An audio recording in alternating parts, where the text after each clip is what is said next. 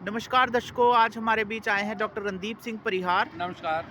अध्यक्ष national justice party, जो विगत 30 वर्षों से जम्मू की राजनीति में बहुत सक्रिय हैं और जिन्होंने जम्मू के हितों के लिए हमेशा से आवाज़ उठाई है। डॉक्टर साहब, आप तो एक सफल राजनीतिज्ञ हैं जो हमेशा से जम्मू के हितों के लिए बात करते आए हैं। आज हम जो आपसे पहला प्रश्न करने जा रहे हैं वो ये है कि जो मौजूदा हालात हैं कि जो बीजेपी हमारी इस टाइम गवर्नमेंट में है और जीडीपी लगातार जो है वो गिर रहा है, तो आप क्या देखते हैं कि देश का भविष्य किस तरफ जा रहा है? देखिए जी, सबसे बड़ी बात ये है कि आज हिंदुस्तान एक कर्जदार मुल्क की हैसियत से उस सूची में आ रहा है, जी। जबकि हमारा देश एक डेवलपिंग नेशन में आ रहा था। आज ज़रूरत इस बात की है कि कड़े फैसले लेने की बात है। जी। किस जब प्रकार तक के कड़े फैसले सर? जब तक हम जो हमारी जीडीपी गिर रही है, जी। अनएम्प्लॉयमेंट बढ़ रही है, जी। तो अराजकता भी बढ़ रही है। जी। और इसके लिए आज ज़रूरत ये है कि हिंदुस्तान में नेशनल एमरजेंसी जो हुकूमत है वो कायम की जाए। अगर जी। नेशनल एमरजेंसी हुकूमत नहीं कायम करनी, अगर यही जो हुकूमत है नेशनल डेमोक्रेटिक अलायंस की, जी। ये अगर कड़े कदम लेती है जी। तो उसका हम स्वागत करते हैं। जी। लेकिन देखने में यह है कि जिस तरह अनएम्प्लॉयमेंट इंक्रीज़ हो रही है, जी। अनएम्प्लॉयमेंट फैमिलीज बढ़ रही हैं, जी। इनकम जो गैप है वो बढ़ रहा है हम्म। और जीडीपी हमारी लगातार घट रही है, जी। तो उससे तो ना जाने आने वाले कल को क्या होगा। तो ये लगता है कि हिंदुस्तान एक काल के गर्त में जा रहा है। जी। सर, आज हम देख रहे हैं कि किसान जगह जगह आंदोलन कर रहे हैं, तो उनका ये आंदोलन कहाँ तक न्याय उचित है और मोदी सरकार जो है वो क्यों नहीं किसान आंदोलन को डील कर पा रही है? देखिए, आपका सवाल बहुत ही इम्पोर्टेंट है। मोदी सरकार क्यों नहीं डील कर पा रही? जी। बिकॉज मोदी जो एडमिनिस्ट्रेशन है जी। वो आईएमएफ जो हमें लोन देता है, जी। जो सुधारों की प्रक्रिया है, जो हमें लोन देता है, वही हमें बता रहा है कि आपने कौन सी प्रक्रिया करनी है सुधारों के लिए। जी। तो it is because of IMF international monetary fund monitoring fund, Modi is unable to solve farmers crisis. Problems. तो आज ज़रूरत इस बात की है कि ये जो आपने काले बिल 3 लाए हैं, जी। इनको आप निरस्त कीजिए जी। और किसानों से बातचीत करके नए फार्मर बिल्स लाइए। जी। आज हमारी पॉपुलेशन बढ़ रही है, जी। हमें ज़्यादा एग्रीकल्चर चाहिए जी। और एग्रीकल्चर को बढ़ावा देने के लिए जी। किसानों से बात करके जी। नए बिल लाएं जिससे हमारी प्रोडक्शन बढ़े और आम जनता को सुखद अनुभूति का एहसास हो। जी। बहुत ही बढ़िया बात कही सर आपने। और जो रोजगार, युवाओं के लिए जो रोजगार है उसके लिए मोदी सरकार क्या कदम उठा सकती है और क्या उन्हें करना चाहिए? देखिए, सबसे बड़ी बात यह है कि आज रोज़गार कहाँ है? हम्म। 1 साल से कोरोना चल रहा है जी।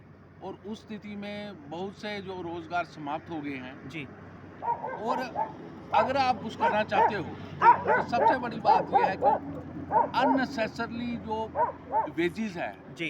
पे हैं, जी। उनको कट करना पड़ेगा। जी। जब तक आप कट नहीं करेंगे जी।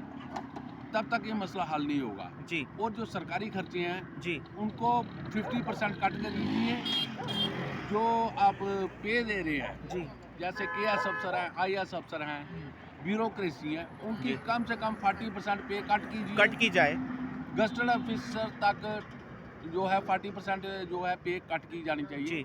और इसके साथ साथ जो राजनीतिज्ञ हैं जो कि बिना मतलब के इतने बड़े बड़े इंसेंटिव्स ले रहे हैं, पे ले रहे हैं, उनकी भी पे कट कर दी जानी चाहिए। सबकी कट की जानी चाहिए जी। क्योंकि आज जो इनकम गैप बढ़ रहा है, आप देखिए प्राइवेट सेक्टर में अगर हम जम्मू की बात करें जी।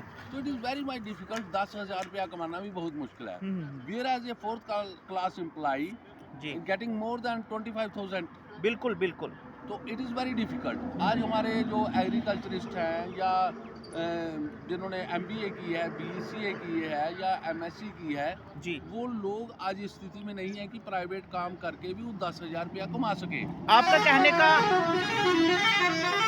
आपका कहने का तात्पर्य ये है कि ये जो बिना मतलब की जो इकोनॉमिक इनइक्वालिटी जो सरकार क्रिएट कर रही है जी by paying more to salaried government employees, जी जी। ठीक है, वो उसे थोड़ा सा मॉडरेट किया जाए मॉडरेट किया जाए। और भारत को एक नए आयाम स्थापित करने का मौका दिया जाए।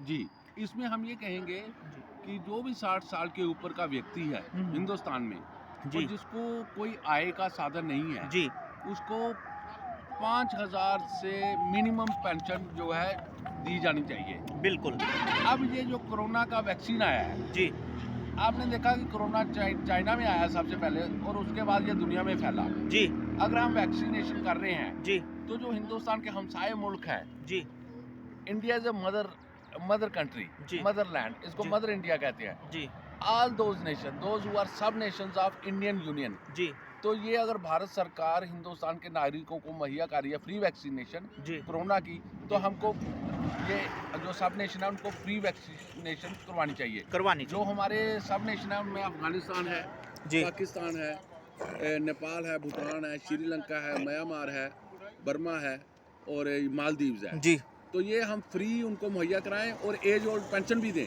जी जिससे हम इंडियन एक इंक्लूसिव डेवलपमेंट की तरफ बढ़ सके। बढ़ सकें और जो हेट खत्म हो और इंडियन यूनियन की जो है वो रीयूनिफिकेशन हो और इंडियन सिविलाइजेशन की रेजरेक्शन हो। बिल्कुल सर, हम आपके विचारों से पूरी तरह से सहमत हैं और बहुत बहुत शुक्रिया आप हमारे इस शो में आए। देखिए डॉक्टर रणदीप सिंह परिहार कैसे जानवरों को प्रेम कर रहे हैं, ऐसा प्रेम तो कभी हमारे प्रधानमंत्री मोदी जी ने भी नहीं किया होगा।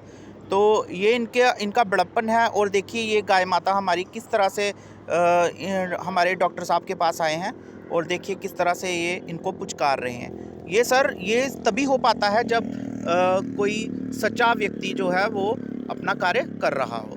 धन्यवाद सर आपका, बहुत बहुत धन्यवाद।